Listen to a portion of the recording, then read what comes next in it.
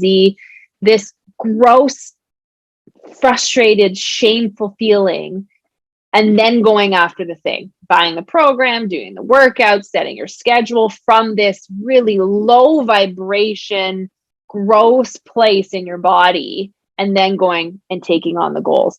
That doesn't work. That brings us back full circle to a place of, well, it's not working. I need to work harder. I need to train more. I need to do more. That's not working. I'm exhausted. Burnout, starting all over again, over and over and over again. And sometimes it works a little bit, and then you plateau and it's not working because inherently it's not coming from a grounded, high vibe place. Versus you're journaling, you're meditating, you're cutting yourself some slack.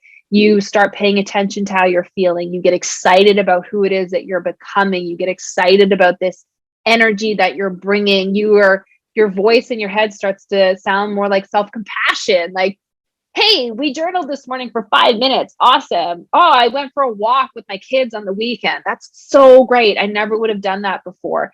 And start living in this high vibe space and then taking action.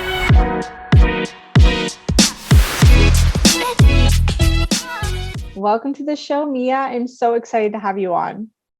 Thanks so much for having me. It's great to be here. Can you give our listeners a little bio of who you are and where in the world you are currently joining us from today? Yeah, I'm in Ottawa, Canada. I've been here for about going on 20 some years. I came here for university and just never left. I'm from a very small town up in Northern Ontario called Elliott Lake. And so coming to Ottawa was like moving to the big city. I actually thought there were like skyscrapers when I moved here. So after being here for a very long time, I know that I was just like a kind of big, small town. But I've been involved in health and fitness literally my entire life. I feel very blessed to have been born into a family that values health and fitness and has since day one. My dad was always very active. I have vivid memories of him going running and cycling with his friends after work. He's a retired OPP officer and was always out running his recruits. I just distinctly remember him being in better shape than all of the other police officers in Elliott Lake. And then my mom was on Team Canada as a triathlete. So I spent the better part of my childhood traveling around Ontario, watching my mom not only compete, but win triathlon. So my favorite thing to do was to dress up in her Team Canada windbreaker 80s outfit. It was amazing. So when I say that I was born into it, I mean that genuinely. I spent every weekend either skiing or swimming or hiking. So it was something that was just always ingrained in us and always fun. My mom put us in road races a lot, and that's how I started getting into track and field. And so, fitness is the only thing I've ever really known. So it just makes sense that I'm involved in the industry, and it's a big part of who I am. That's amazing. And I just would love to know, which university in Ottawa did you go to? I went to Ottawa U. Okay. I came here when I was with my family. We came here for Winterlude one year. We were skating along the canal, and I just, when you just know, I think I was like, I don't know, 12 or something. Like I don't even know what I was doing thinking about university, but I was like, I'm coming here. I knew that instinctively, I guess, I knew what I wanted to do with my life down the line needed to be somewhere, like a nation's capital. So skated across, past Ottawa U, and I was like, Dad, I'm going to Ottawa U. And I did, never look back. There you go. The true power of manifestation right there. Exactly. What did you study in school? Was it related to health and fitness, or was it something totally different? It should have been. There should have done kinesiology or business. But, I remember that time in high school so vividly of trying to decide what to do. You're 16 years old deciding what you want to do for the rest of your life. I found it very, very overwhelming. At the time, I was in love with basketball. That was like my first love before track and field. And I was dead set on playing ball. So those are kind of the factors that came into my decision. I ended up doing a double major in criminology and psychology. I loved it. I found it really interesting. I think it was heavily influenced by my dad. It was curious. Maybe one day I'll be a police officer. I thought about being, a parole officer or something like that. But when I graduated, something just didn't feel right. I had never had a desk job. I had never had a job that was indoors. It was always outside doing multi-sport camps, summer camps, and swim coaching, like you name it. So, very valuable experience. I think the most exciting part about that was running varsity track and field at Ottawa U. But highly recommend the experience. But had to do it over again, I would have definitely picked a different major. My husband and I were literally just talking about this the other day because I went to school for things that I'm like, they brought me value, but at the time you're like, and mine was very influenced by people who were like, oh, you're so great with kids, you should do something with kids. So I ended up going for like ECE, and it's like, it's great and everything, but like, I'm not doing anything at all with what I went to school for. I would love to know, while you were in school, were you still very in the health and fitness world? You said you were running varsity and track. So what else were you doing that was in this health and fitness field? Yeah, I mean, like I was a lifeguard for years growing up. So finally came to school, found my footing, tried out for the basketball team. That didn't really work out. So I emailed the cross country coach and I said, can I have a workout program? Can I just kind of see what you guys are doing? Because I was missing my identity. I ran track and field and, all the sports under the sun, you name it, I did it in high school. So he quickly emailed me back, as a smart coach would do, and said, why don't you come out to some practices? And so I did that. So years later, we ran varsity. I ended up being the manager of our track and field team. So that was really cool. It was a leadership role. It was, I took care of our uniforms and our outfits and our team get-togethers, and that was awesome. And then I also worked at both of the gyms in Ottawa. So do you see what I mean? Like I kept moving in that direction, no matter what. It was just like what I meant to do. So I worked at the gyms, and then I worked multi-sport summer camps. And then I ended up moving to Thailand after school and worked at a Thai community sports center and a school, and taught swimming and ran their swim program. So it's literally all I've ever known. So it makes sense to know what you do now, which is you are the CEO and founder of Move Collective and Movecamp Canada. Is that correct? So, I mean, very different from criminology. And you said you kept doing all these things that led you to a path of health and fitness. But what was that catapult that led you to being the CEO of your own company? Yeah. So this dates back to about 2010. And I had my one and only official job interview at a chain gym in Ottawa, because I had decided, I started taking my personal training certification in Thailand. It was this woman who was from Montreal, of all places, who owned a sports center, and she certified personal trainers. It was awesome. So I got that started, and then came back and started working at this gym. And thus began the burnout and the training. I was still running competitive track and field. I competed on the Canadian Paranational team as a guide runner for a blind athlete.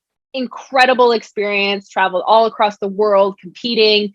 And then I went on to continue competing myself. So I was working, you're starting out as a trainer, you're broke, you're working 13-hour days with your eyes closed. No problem. I was still training 3 hours a day minimum. Didn't have a car at the time. Was taking the red and white limo in Ottawa, the bus, traveling to and from, hours and hours. I was up at 4:30 in the morning, my first client at 6 a.m. And I was home probably like 8:30, 9 o'clock at night, having dinner at 9 o'clock at night. And that was my life for years. Go, go, go, go, go. I remember pulling off to the side of the road one day, calling my mom, just beside myself. I started getting panic attacks. I was totally depleted. It was incredible. And then there were moments of a little bit of reprieve. I left there. I started doing some contract work, started dabbling in my own online business as a health and wellness professional, started learning about holistic health, corrective exercises, gut health, mental health, started getting certified in those types of industries or certifications instead of just strength training, and started to find my passion for this. So learning things like how many toxins are in the foods we eat, and the foods that we store, the containers we store our foods in, like all of the things, the chemicals in our skincare line. And so this really just started opening my eyes up to what true health and wellness is. But then continuing forward, I hadn't learned much else in terms of not pushing myself. And so I pushed myself and I pushed myself to the point where one day I found a lump in my throat. And you never, there's something about, oh, I have a little rash or my foot kind of hurts. But when you find a lump in your body, that's always a major red flag. So calm down, went and got it tested. I'll never forget the phone call I received, letting me know that it was not benign, that it was cancer. Had absolutely no idea what this meant. All I heard was the C word. And so once I had calmed down, I started to kind of come to the realization that this makes a lot of sense. I had literally spent years running my body into the ground, pushing myself to the brim, to the point where my body said, if you're not going to slow down and stop, I'm going to make you. And so I ended up with thyroid cancer. And that was my wake up call. That was my moment where I said, okay, something genuinely needs to change and turn around, or, it's only going to continue going downhill from here. And for anyone who is just listening to this, I know you and I are doing video right now. You look very young. Do you mind me asking how old you were when you were diagnosed with this thyroid cancer? I was 28.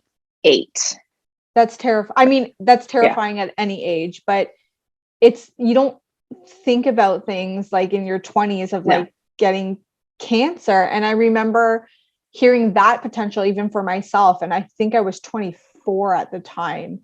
Okay. And it's like your world falls apart. And as I'm sure you can relate, and I want to focus on you, but it's like, it's almost like the doctors, I don't want to say have like no sympathy, but it's just like this next up, this is next up, and you're just like, but what does this mean? Like I'm crying on the phone, and the lady talking to me is like, in your head, I'm sure she's probably like, okay, girl, like get yourself together. Like you got to make some notes about what we're going to do going forward. And you're like, can you just cry with me for a minute? Like, I know you don't know me, but like, this sucks. Yeah. Was there anything in your life that, I know you said you were feeling burnt out, and you were starting to have these panic attacks, but was there anything else that you're like, wow, this is weird? Like, looking back now, they were kind of red flags, but at the time you were just like, oh, like I guess I'm just chalking this up to feeling burnt out. No, I mean, that's exactly it. Like at the time, no, I was, I was in a world that was dominated by work harder. I was in sales as a personal trainer, and I was in fitness, and I was a competitive athlete. So it was like, you just worked harder. You just trained more. That was the only thing I thought. There was never a concept of like, maybe rest, take a few days off, lighten up your calendar a little bit. It was like, just do more, just push and work harder. I think that was a problem though. None of that I could see at that time. So years later, I see it clear as day. And it was from that experience that it was kind of like my enough is enough. My family, I remember saying, my brother saying, you're the healthiest person I know. I don't understand. And I years later started thinking, well, was I obviously I wasn't healthy. This doesn't happen to healthy people. So it fueled my fire. And I said, enough's enough. If this can happen to me, it can happen to anybody. And listen, I have had since many, many experiences of cancer in my family. Both my parents have had very, very serious cancers. This was a partial thyroidectomy, a day surgery. And from what it looked like on the outside, I was recovered. I could move on. I was never threatened for my life, but I think it was just enough for me to flip that switch on and say, like I said, if this can happen to me, it can happen to anybody. And I'm sick and tired of our culture bringing on that messaging, perpetuating the harder, better, faster, stronger. I'll sleep when I'm dead. If you're napping, you're lazy. This concept of not taking care of ourselves because it's wildly unavoidable. And so I did the best thing I knew that I could, which was to serve and to give back to our community, because at the same time, I was tired of the saga and sitting in my own shit for months and saying, okay, I can help people, I can share our message, and I can turn this into something, or I can wallow. It's up to me. And so I started a lunchtime workout up on Parliament Hill that has grown across the country. And prior to the pandemic was hundreds and hundreds of people up on the hill every single Thursday, teaching them how to move in a way that makes sense for them. So that is how I ended up becoming the CEO of my own company. And it was, I didn't set out that way. I always knew that I was going to do something big, do something impactful, but I didn't know that it was going to be like this. And it was from going through those challenging times that, it birthed this incredible new life. There's a question I want to ask you, but before I do that, do you know who Ben Greenfield is? Yes.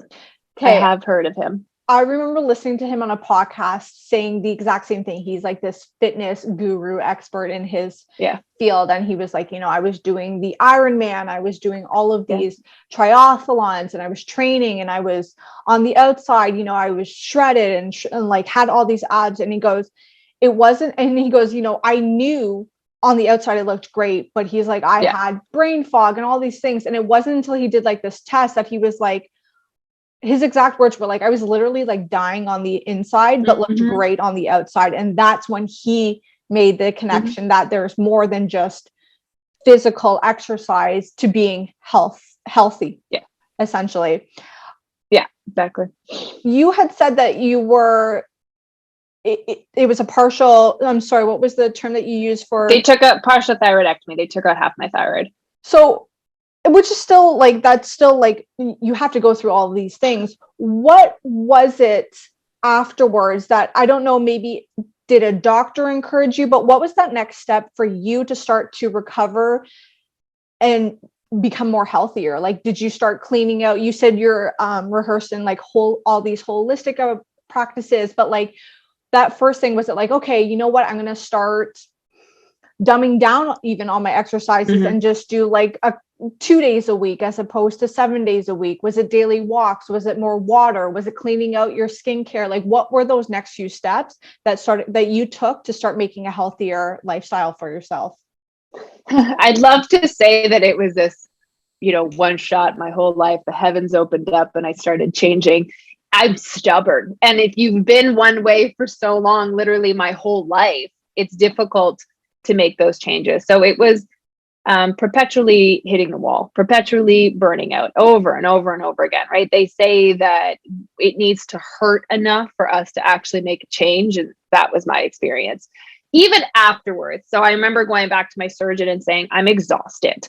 I'm like perpetually tired. And this isn't just, I didn't get enough sleep last night tired. I'm dragging my butt and I cannot function. I'm lightheaded when I work out. I have this chronic fatigue. And she looked at me and she said, no, I get it. I know everybody's tired. And so I believe if I had to look back, that would be one of the moments where I realized, okay, this needs to be something that I learn more about, that I educate myself on, not only so I can help myself, but I can help other people as well, learn to listen to their bodies so that they can feel their best. And I realized that I need to lean on the people that I have. So, when the person is ready to learn, when you're ready to transform, that is the miracle. That is when your resources will be available to you. You'll actually finally be able to see what is right in front of you. And that's what happened to me. I had many coaches, many practitioners who are around me, surrounding me, that could teach me. I started studying a lot of Paul Chek, for example. So a lot of holistic health practitioners, and just started going down that route and started meditating, journaling, and reading every book I could so that I could learn how to listen to my body. And this was wildly foreign to me because I had this message and this story on repeat that if I wasn't doing enough, I wasn't going to be successful. If I wasn't doing enough, I was lazy. If I wasn't doing enough, it wasn't going to happen. If it wasn't me doing it, it wasn't going to happen. It wasn't going to be done right. I constantly had to roll up my socks and get to work. And that's something that I still work on till this day. So it was a lot of just baby steps, a lot of self-compassion. And to be totally honest, it's been years where I can finally say, yesterday I went for a walk and that was my workout for the day. And it's taken years of reprogramming my mind into understanding what is workout for me, what is movement, what is exercise that makes sense for my body. And that's what I try and impart on our community and our movement that we've created. I feel like you and I sound so similar with each other, especially when it comes to working out. And I have talked to somebody else on the podcast before about how, physical exercise or working out can become this really unhealthy addiction. And we hear the thing working out and we're like, oh, working out, we should be finding movement of some kind every single day. But there is this line of like, now it's become an addiction, and it's become a bad habit and a bad health practice. Mm-hmm. What does your physical movement look like now? I know you said you do things that like feel good to you. Do you kind of have a set schedule? Do you change it up throughout the day? Like there is something to be said for challenging ourselves and, trying new things and kind of pushing our bodies in a healthy boundary, and also listening to yourself. Because I know there's some people who are like, well, I just don't feel like it. And that's their story like every single day. And at some point you're like, okay, well, we do have to go on that walk. You might not feel like it, but like we need to walk for 10 minutes today. So what does your routine look like now? And I would love for you to talk on finding kind of that healthy boundary of pushing ourselves and also that rest. Yeah, this is something I've really sunk my teeth into a lot over the past years. I believe that there's two spectrums. The reason we started Movecamp and the movement of the free lunchtime movement sessions that are inclusive to everybody is because I don't believe we're lazy. I don't believe that we don't have it in us. I don't believe that we're not working hard enough. I think that we're overworked. I think that we're overstressed, that we take on too much, that our calendars are full, that our personal lives are full, that we're constantly feeling like it's not enough. And then we try and add working out on top of that. So you're on two spectrums. I don't think anybody's in the middle. I think you're either overtraining and we're pushing ourselves to the brim, just like I was, or I think we're on the other end where we're so flipping exhausted that the concept of exercise is like, it's not even a thought. It's not going to happen. So you're either sedentary for many reasons, or we're training way, way too much. And you find me somebody who doesn't fit on those two ends of the spectrum, I will wait. Because we have become so accustomed to the messaging that's out there where it's not acceptable for us to not be constantly pushing and trying to overachieve. So as of lately, I will be totally transparent. These are things that I still struggle with.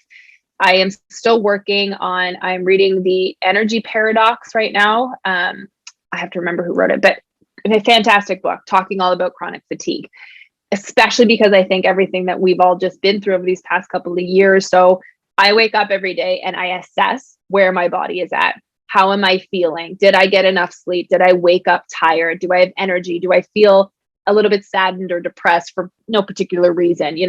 Where am I at? And then from there, I make a judgment call on how I'm going to move my body that day. And again, that took years of reprogramming, but oftentimes and lately it's been walking. I've been dabbling in some TRX movements. My workout today was 10 minutes long. And it is more than enough that I need for my body right now, because I know if I push it past, I'll end up what I like to call stress sick. I'll end up with migraines, my digestion will be all over the place. And because I'm so hypersensitive to it now, I don't have shame in moving my body that way, because I have no desire to not feel good. I want to feel as best as I absolutely can. So the message that I try and impart onto people is it is empowering to listen to your body. Let it be empowering, knowing that you love yourself so much that you are going to do whatever it is that you need to do to feel your best. And a lot of the times that can mean taking stuff off your plate, setting boundaries, saying no, giving yourself permission to actually pay attention to how you're feeling. So it's a day by day journey. And I don't, gone are the days where I have a structured, regimented workout program, and I'm totally okay with that. Isn't it? I want to say, isn't it kind of amazing, like in a great way? Also, like we say like, oh, like in a funny way, and it's like it's not really funny, but like how our bodies are so like in tune with telling us, like physically showing us, okay, like you are pushing yourself a little bit much. Like we'll chalk like a migraine up to like, I have no idea why I have a migraine, and you're like, okay, but if you really look on the past week or, days, like what are you doing that is leading up to this? Like the body doesn't do things just for the hell of it. It's signaling you that there's something going on. Either immediately there's something wrong, or there's like a prolonged thing going on, and we like, this is being addressed right now. And like you said, sometimes it takes like this huge slap in the face or this huge rock bottom moment or big catastrophe thing to say, oh my God, I was like overdoing it, or I was, consistently burning ourselves out. And I'm so with you. I think we're in a world where like we get, kind of shunned if we're like, hey, I'm just like having a lazy day. I'm like reading. I'm just taking a chill day. And it's, especially I find in the entrepreneurial world where you can see what other people are doing and you can see that they're ahead of quote unquote ahead of you. Yeah. Even though that's not the case, in your eyes, it looks like they're ahead of you. And it's like, okay, like I'll just put in another hour, or I don't like to signal him out, but I call it like the Garyvee mindset, where it's like 24/7, build your business, go, go, go, go.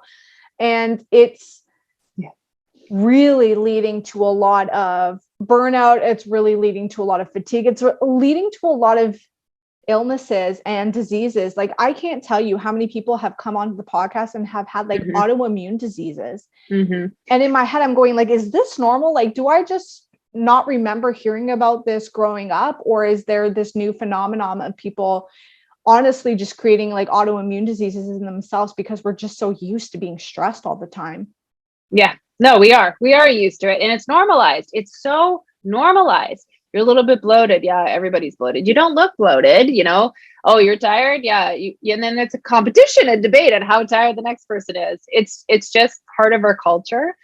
And I feel like now I know my mission now is to encourage people to feel empowered by actually listening to themselves, because it doesn't have to be this way. And you don't always have to hit rock bottom.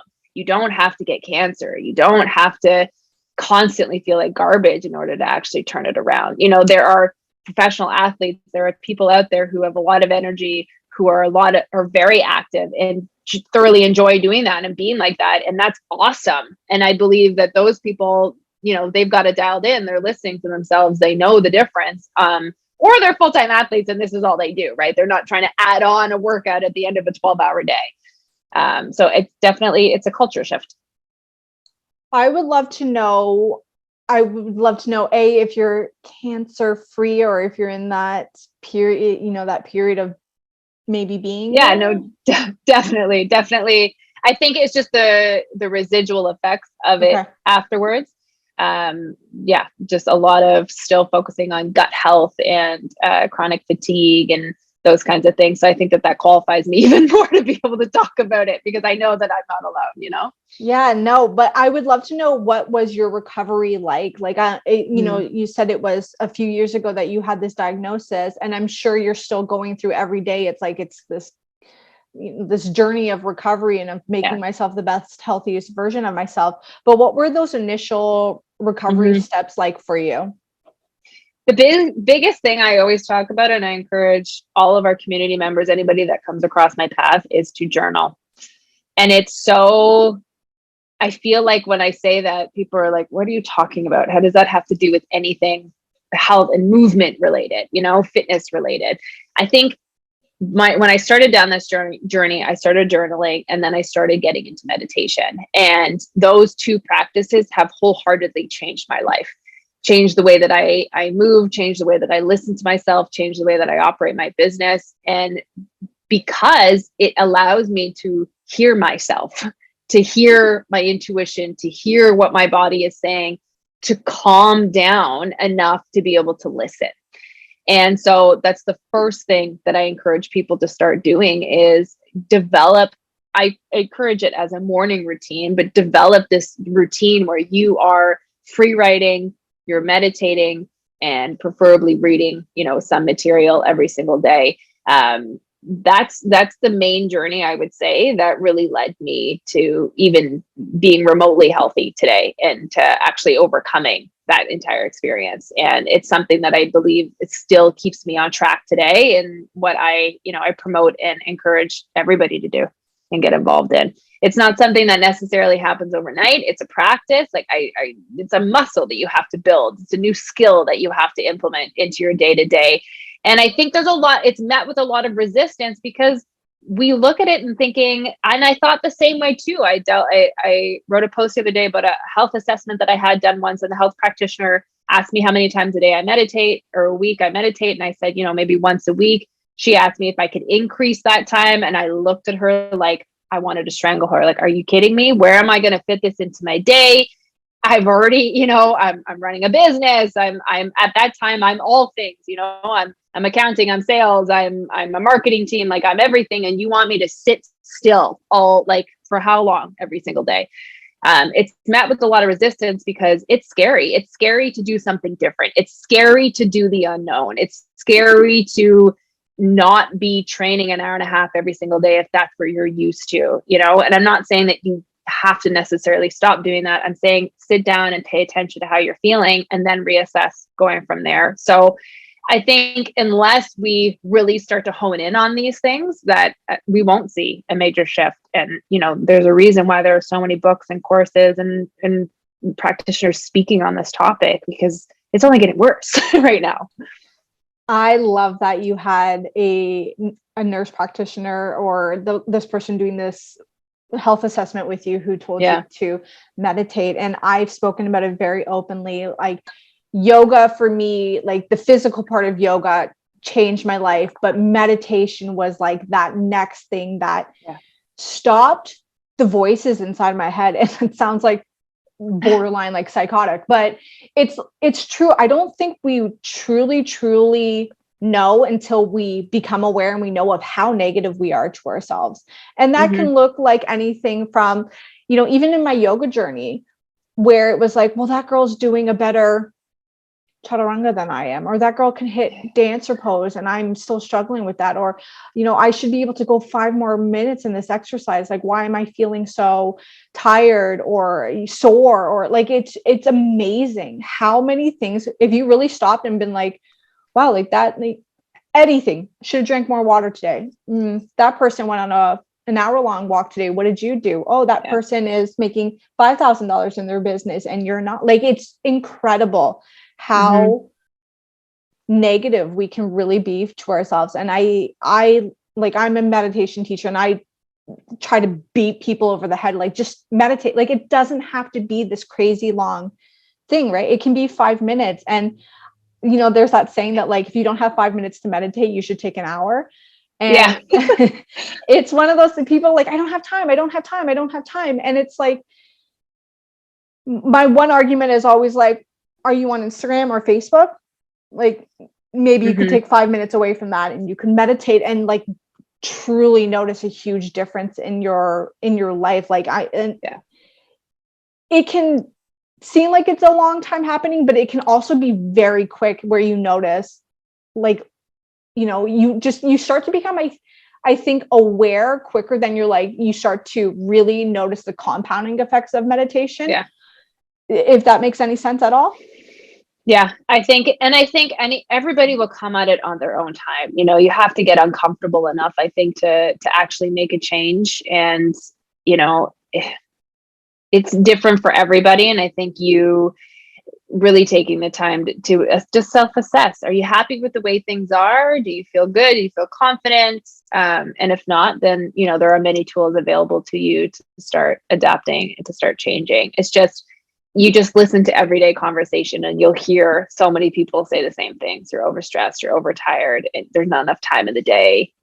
Where do I take a step back? And I think the only main thing I want to impart on people is if you, when is enough? If you're not going to take a step back, then, you might be forced to one day, and you don't have to. You don't have to have the same story as me. You don't have to constantly still be working out the residual effects of having gone through what I went through years back. You can pay attention now, see how you're at now, and vibrantly continue living your life, moving in whatever way works for you and feeling energetic. I think the most important message is to make sure you are paying attention to where you're at, so you're not ignoring the warning signs like I did. I would love to know, you had said closer to the beginning of our conversation, you were looking more into like the holistic approach of things. And I would just love to know if you are willing to talk about it, like the things that we might not honestly be thinking of? Like you said, the ingredients in our skincare, the pots and the pans that we're using, the water that we're consuming. Can you speak a little bit on like maybe things that we're using on a daily basis and we truly just don't know how negative they are in our, our hormones, our health system, our immune system, all of that? I mean, you want to think about it. I say the biggest culprits to people's health is inflammation. So stress and sugar can be stress. So stress, we're all over stress. There's good stress. There's not so good stress. But it doesn't matter what types of stress you're putting on your body. It's still the same reactions going on inside your system. So exercise can be a good form of stress. But if you're overstressed at work and you've got a lot going on, maybe your kids are still at home right now. You've got a lot going on in your personal life. You're adding on exercise on top of all that. You're not sleeping enough. That is a boatload of stress. So any type of added stress you're putting on your body, processed foods, so junk food, foods that aren't really alive, so they're not whole food, they're packaged foods, perfume. So there's a lot of toxins and chemicals in the personal care products that we use. So a lot of that will put stress on our bodies. Like the screen time, the information that we take in. So if you're a news junkie and you're just having that information come at you all day long, that's another form of stress. So I think, it can be very overwhelming. You're saying, okay, so I need to meditate. I need to listen how I'm feeling. I need to journal. I need to start taking all these things out of my life. All I'm saying is look at where you're at. Just like you said, if you are perpetually feeling bloated or tired or overwhelmed, ask yourself, okay, what's going on in my life that could probably be leading to this? We always know, we do. We're very smart people and creatures. We do know. Forget what the mass media is telling you, that you don't know what you're talking about. You're lazy, so you need to buy this product. You know what's going on in your body. You know if you need to take a step back. My company, Move Collective, when we started Movecamp, it was all through collaboration. So we joined forces in arguably the most competitive industry out there, linked arms with personal trainers, fitness professionals, meditation specialists, healers, and said, let's work together to serve the greater good. Perfect. We built it. They showed up. It's been incredible. It's been an incredible 7 years of providing free fitness events, which turned into a movement across Canada.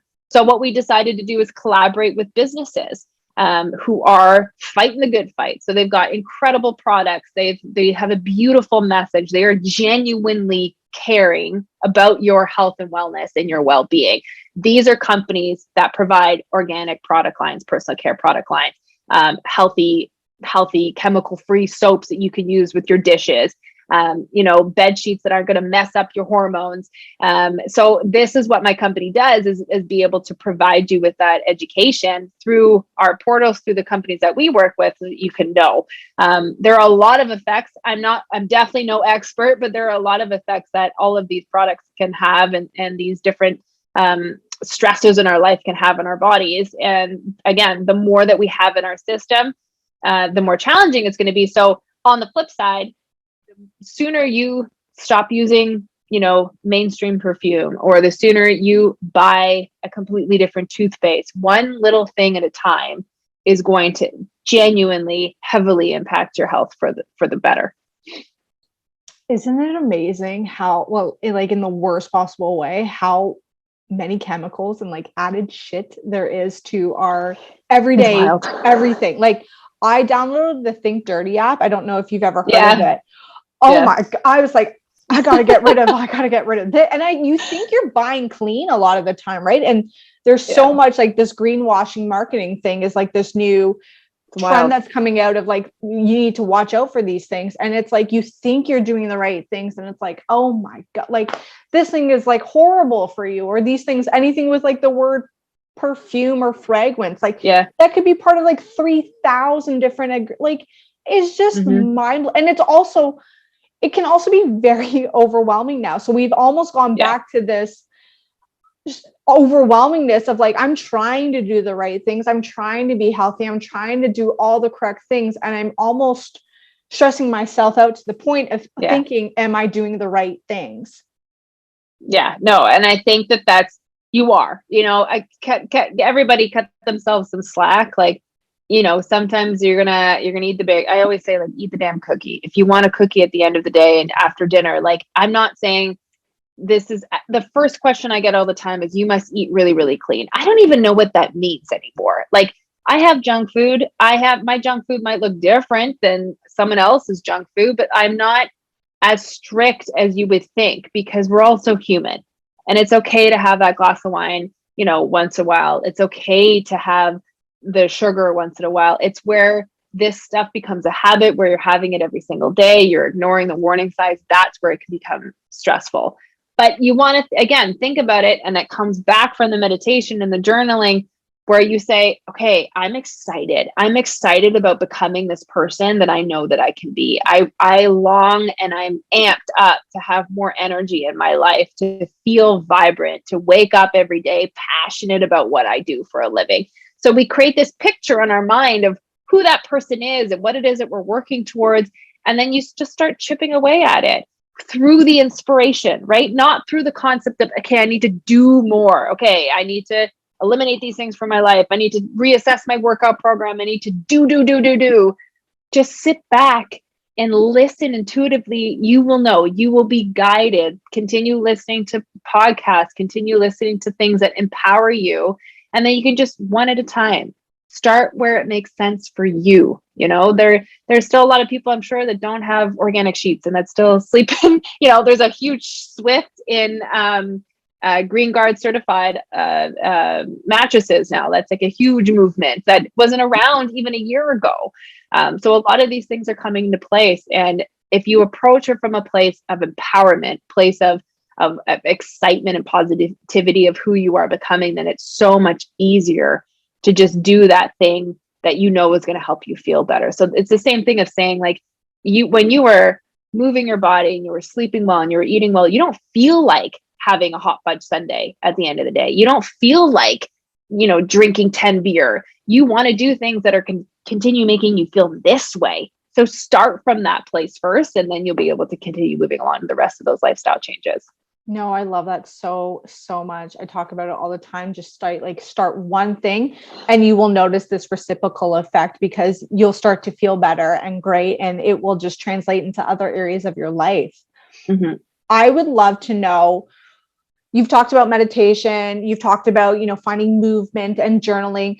Are there any other things either in your day-to-day life, like maybe there's like this green smoothie drink that you make all the time that makes you just feel amazing, or even like on a monthly basis that you're like, maybe I go and get a massage, or I do a Reiki session, or, I stop screen time at 8 p.m. every single night. Like, is there anything else that you have added into your life to enhance it? And I would also love to know, are there other things that you've completely cut out that have made a true difference for you? Yeah. Okay. One thing comes to mind. There was a point in time where I would have, 3 protein shakes a day. I've unless it is a company that we partner with, more of a plant-based company, I know what the ingredients are. I remember cutting all of that stuff out and not just taking things mindlessly. That was something I did a lot of. And so I knew that it didn't make me feel good. A lot of the times I would have some of these shakes and I would just feel instantly bloated. So unless it's something that I've vetted, that my company works with, an organization, you'll see the companies that we work with. If you follow me, these are the organizations and the products that I put in my body and that I follow along with. What was the second part of your question? Things I've cut out and things that you've added into your life that have really enhanced it, whether it's like an algae tablet or I don't know. I'm just coming up with things there. So if you're somebody that's listening to this, you're like, okay, I've listened to my body. I know that there's something up. I can't figure it out. I don't know what it is. Like, I've introduced getting regular blood work through my MD.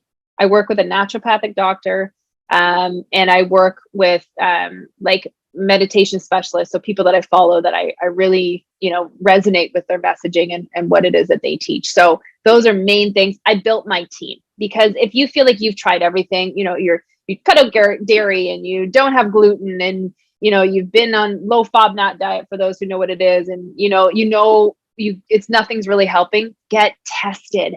Get your body to tell you what is actually going on. Don't just throw supplements at it. Take it from somebody who spent thousands of dollars before actually getting tested.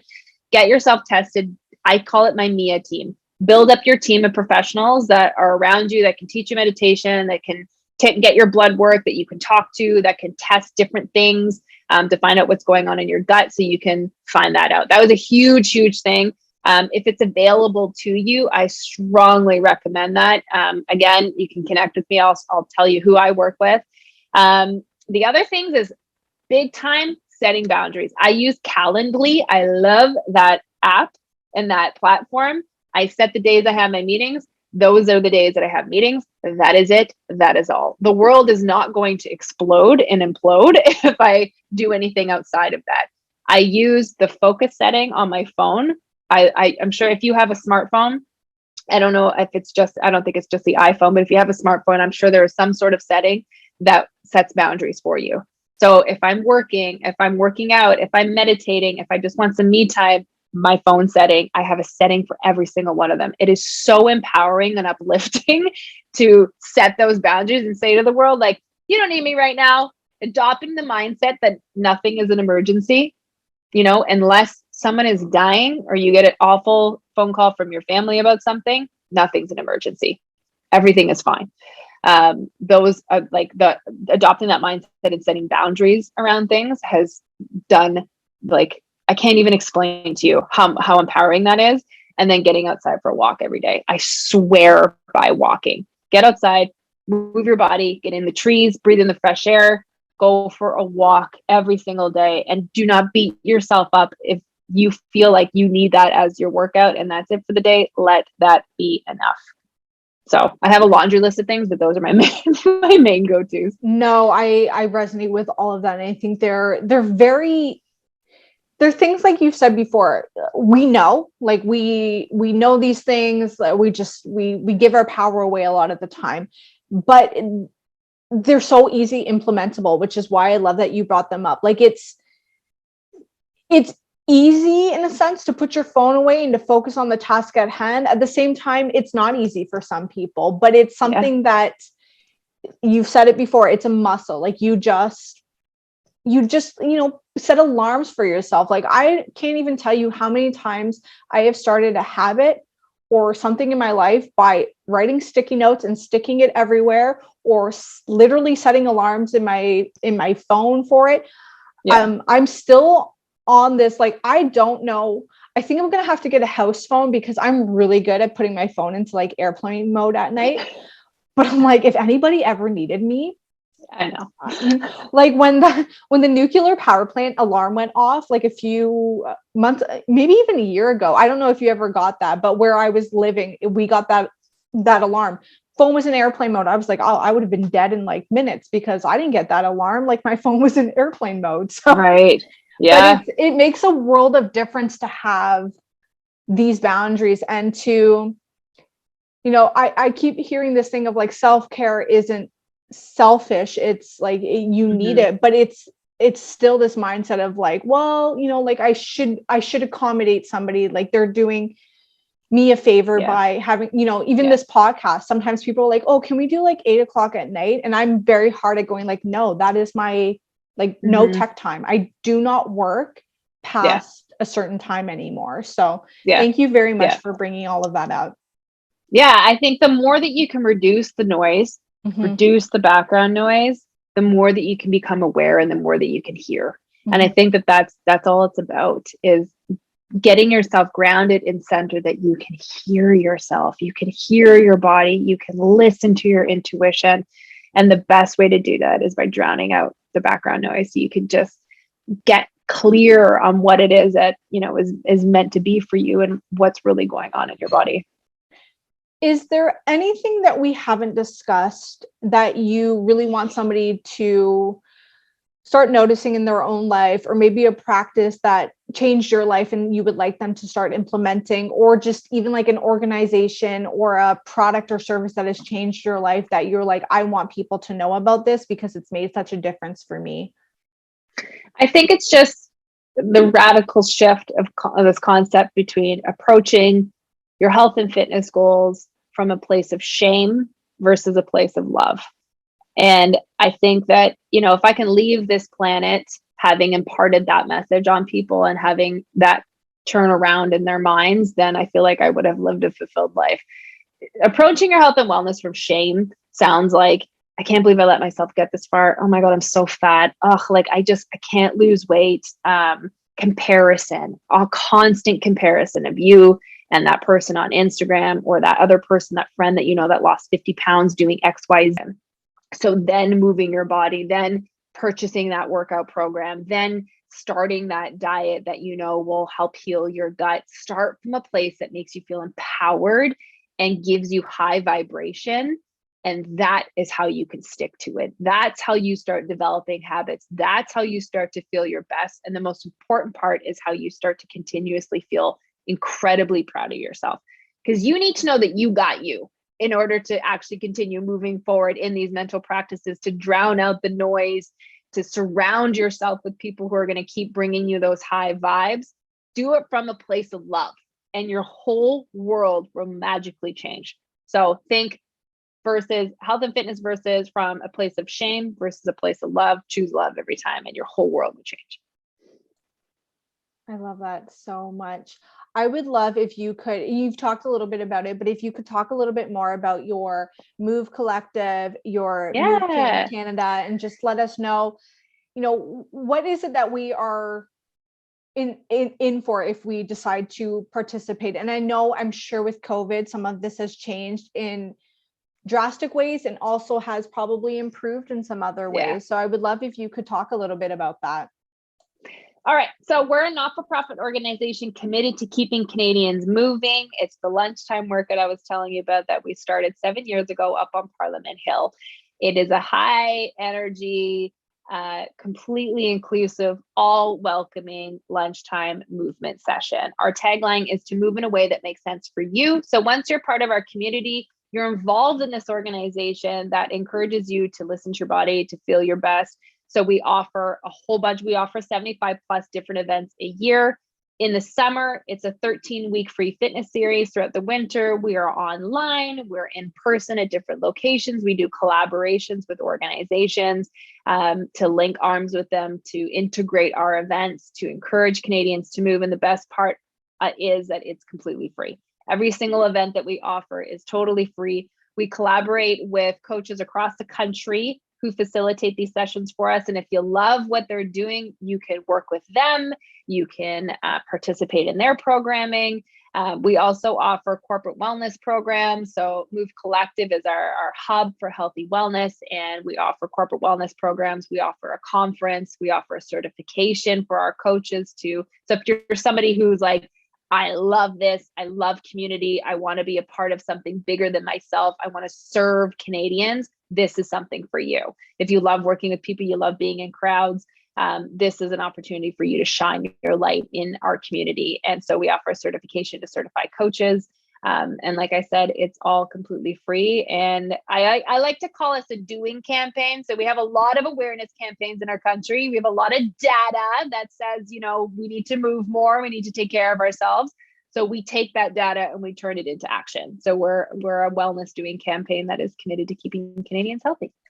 I love that so much. And I feel like, we know the importance of it. And then with COVID and everything, I feel like this really exacerbated, it's so important to be taking care of your health and wellness on every level. And I'm sure you can relate to this where, when COVID hit and fitness studios and stuff were one of the first things or one of the last things I should say, get up and running. And it's we know how important this is.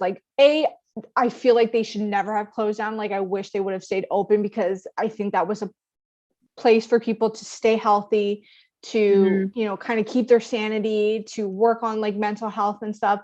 But I love that you guys turned this around and said, okay, you can still do it from the comfort of your home. And even with winter and stuff in Canada, as sometimes it's not always blissful to go outside if it's negative 35 degrees outside and you're like, I should go for a walk. It's now you've brought it inside, and it's you do what you can in the circumstances that are being handed to you, and you're still consistently working on your health and your wellness. Yeah, No, exactly it. And yeah, we were able to transition quite a bit and connect with coaches, like I said, across Canada, and then offer our programming virtually, which has allowed us to connect with so many Canadians. So we're grateful in a roundabout weird way. Yeah, no, that's so amazing. Before I send everybody off to check you out, to check out the collective and the camp and everything that you're offering, we have just 5 fun little questions to kind of get to know you in a bonus round. Are you ready? Let's do it. Okay, I want to preface this by saying I was on your Instagram earlier looking at your book recommendation list, and I'm like, I think all of the books are now on my list. I'm like, I gotta read this. I gotta check this out. Because my first question for you is, what is a book, podcast, or resource that has brought you value and you want to share with the audience? Okay, podcast would be, and book, Gabby Bernstein, anything Gabby Bernstein, all her books and all her podcasts. Love it. I feel like she's a modern day version of spirituality, and it's so much more digestible that way. For the women listening, the Kate Northrup Do Less book I was 34 years old when I read that book, and I had learned about my period for the first time, genuinely, like how it affects my life for the first time in 34 years. It will change your life and the way that you operate your day to day, and teach you more about your body and what goes on in a monthly cycle than you probably have ever learned. So that is like a book I recommend to every woman. And if you're a smart, intelligent man, then you will read that book. If you are with women and you are in a partnership or relationship with a woman, I strongly encourage that as well, because it will also change your life to learn about what goes on with us every single month. Oh, okay. I'll definitely have to check that out. I did have somebody come on who talked about syncing like fitness with your period. And I was like the concept was like, oh my God, that makes like so much sense. But also go check out your highlight of your book recommendations. Cause like I said, I was like, gotta read that one, gotta read that one, gotta read that one. So like they were some good recommendations. So thank you for the one, but also go check out your highlight reel there. My second question for you is, who is a person or influencer that you look up to for inspiration? Oh my gosh, there's so many on a daily basis, but I would say when I started my company, I learned about this organization that we are now partnered with called National Health and Fitness Day. So former Senator Nancy Green Rain and her team, a whole bunch of people started this program, but she was one of the catalyst people that started this movement. And so we're now partnered with them. We offer an event for them every single year, and their messaging is to make Canada the fittest nation on earth. So I was like, this is exactly what we're doing. Let's continue to work together. She was named Canada's female athlete of the 21st century. She became a senator. She started this movement. I think she just retired, I believe, at 72, but she was just this Olympian that my mom remembers watching. She was a skier, Olympic skier, turned senator that did so many incredible things. And I sat down with her one day at Parliament, had a meeting with her, and it was like a pivotal moment in my life. And so I'm inspired by women who go after what they want, and she is the epitome of that. Oh, I love that so much. Thank you for sharing her. My third question for you is, what are you grateful for today?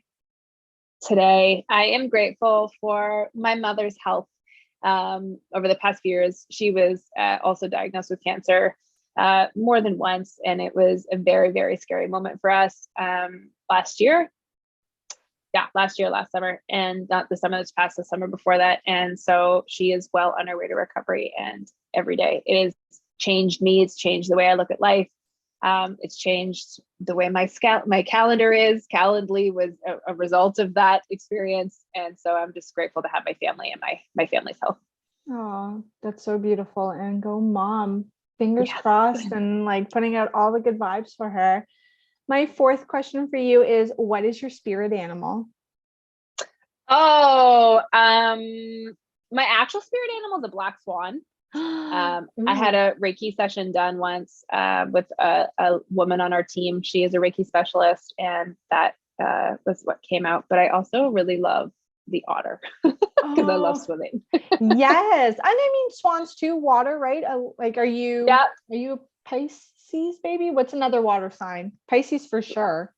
I'm a Leo. I'm very much a fire sign. Okay, so no water, but maybe that's No. like that's the opposite, right? So yeah. Mm-hmm. True. My final question for you is, what is your favorite form of self-care to practice? I like my morning routine. It's honestly like crack to me. I will take a good 2 hours in the morning. I will get up early, way earlier than I need to. So I have my coffee, I light a candle, I read, I journal, I meditate, and then I journal some more. And then I'm done for the day. Like, it's like, I had another health practitioner ask me the other day, like, do you feel like you have a lot to do? Like, is that like a lot on your plate? And no, I'm like, everything else can get put off the calendar. If that gets done, then I just know that I'm going to operate better. So yeah, I like my me time. Like I'm an introvert at the same time. I am such a diehard morning routine fan. Like when I get up in the morning, and like my husband will say that he'll be like, okay, babe, like I'll see you at lunchtime when you're done floating. Like, and it's like, it's not that long. I mean, it's a decent amount of time. People consistently are like, oh, when you have kids, that'll change. And I'm like, but I don't have kids yet. So I know. One day we'll have to adapt. I know. I'd rather. But no, I'm like, I love my morning routine. And like, if you want me to be in a good mood, you will let me meditate and find my 10 minutes of stretching. Like that is like, unless you want a psychotic girl on your hands, just let me meditate. Exactly. Sounds like we're on the same vibe. Mia, this has been such a fun conversation. If people want to follow along with you, maybe they want to check out your book highlight reel, or just connect with you with Move Collective and Movecamp Canada, where can everybody go and find you? Best place you can catch me is on Instagram at Mia St-Aubin, and then our movement is Movecamp Canada. Both of those accounts will lead you to all the things. Movecamp.ca is also a great place to learn more. Perfect. I will make sure everything is linked in the show notes. Mia, thank you so much for this conversation. Thank you so much. It's been awesome.